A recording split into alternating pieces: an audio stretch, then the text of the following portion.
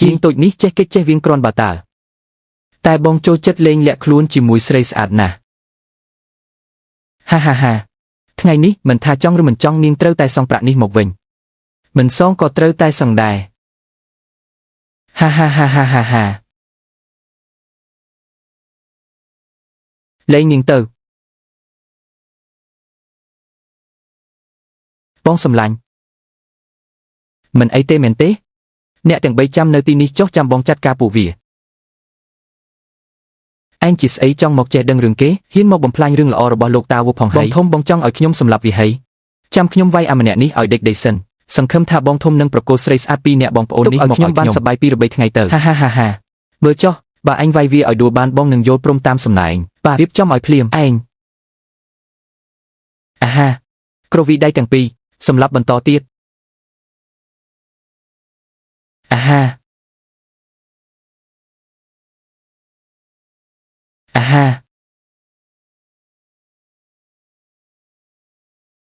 អាខូចចាំមើលទៅយើងមិនទាន់ចប់ជាមួយអញទេរាងកាយដែលត្រូវបានពង្រឹងគ្រប់យ៉ាងនេះពិតជាខ្លាំងមែនមួយទោនឹងច្រើនក៏គ្មានបញ្ហាដែរកុំនិយាយអីទៀតឆ្លៀតពេលដែលពួកវារត់បាត់ហើយពួកយើងកុំទាន់ទិញខោអាវអីប្រញាប់ចាក់ចេញពីទីនេះទៅមិញឲ្យបងថាឥឡូវបែរជាឲ្យបងថាអាអនអ៊ូទៅវិញអូនសម្លាញ់ចាប់ពីពេលនេះទៅមិនថាពេលណាក៏ឲ្យបងថាបងសម្លាញ់វូដែរបានទេបងស្រីបងនិងបងសម្លាញ់ឈប់ឆ្លោះគ្នាទៅខ្ញុំមើលទៅពួកវានឹងមកសងសឹកមិនខានទេពួកយើងប្រញាប់ទៅវិញល្អជាងហេអបាញ់មិញនេះបងចិត្តណាឲ្យពួកវារត់ទៅនឹងហើយដើម្បីឲ្យពួកវាស្ទាក់ផ្លូវពួកយើងនៅពាក់កណ្ដាលដល់ពេលនោះបងនឹងកម្ចាត់ពួកវាឲ្យអស់ដើម្បីកុំឲ្យមានរឿងរ៉ាវទៅថ្ងៃក្រោយទៀតហេអូនសម្លាញ់អូនភ្លេចទិញធុងឈើតូចចំនួន4មែនទេអាហាហេតុអ្វីត្រូវទិញធុងឈើហ្នឹងនៅផ្ទះមានធុងអូហេតុអ្វីបានជាត្រូវទិញចានដែកឈើមិនមែនមានចានដែកបោកខោឲ្យហើយទេអីអូនសម្លាញ់មើលចុះពួកយើងចិត្តនឹងរៀបការជាមួយគ្នាហើយបន្ទាប់ពីរៀបការរួចរឿងប្តីប្រពន្ធគឺជារឿងដែលជិះមិនរួចទេពួកយើងត្រូវលាងសម្អាតខ្លួនទាំងមុននិងក្រោយពេលធ្វើរួចធ្វើបែបនេះទើបស្អាតនិងមានអនាម័យធ្លាក់ខ្លួនឈឺលីនវ៉ាន់រូពិន្ទុពេញចិត្តកើនឡើង1ពិន្ទុបច្ចុប្បន្ន97លីនវ៉ាន់ឈីងពិន្ទុពេញចិត្តកើនឡើង5ពិន្ទុបច្ចុប្បន្ន65លីនវ៉ាន់យៀតពិន្ទុពេញចិត្តកើនឡើង5ពិន្ទុបច្ចុប្បន្ន65ហើយ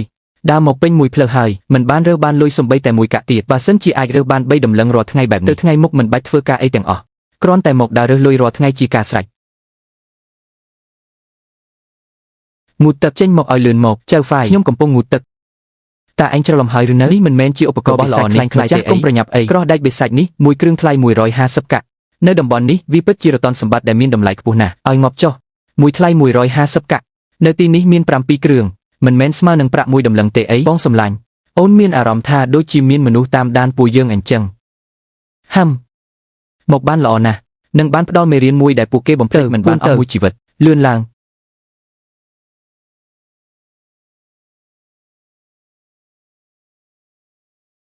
ប្រយ័ត្នទាំងអស់គ្នាអាម្នាក់នោះប្រហែលជាដឹងខ្លួនហើយខ្លាចរហូតដល់ពួនបាត់ទៅហើយកុំបារម្ភអីបងធំនៅទីនេះខាងមុខក៏គ្មានភូមិខាងក្រោយក៏គ្មានហាងស្រីស្អាតទាំង3នាក់នោះរត់មិនរួចទេអេបងធំសម្ដីរបស់អាឡៅជីពិតជាមិនខំមែនទៀតខ្លាចរហូតដល់លេចនំតែម្ដងមានសម្លេងនៅខាងមុខយើង30ម៉ែត្រទៅនឹងឯងហា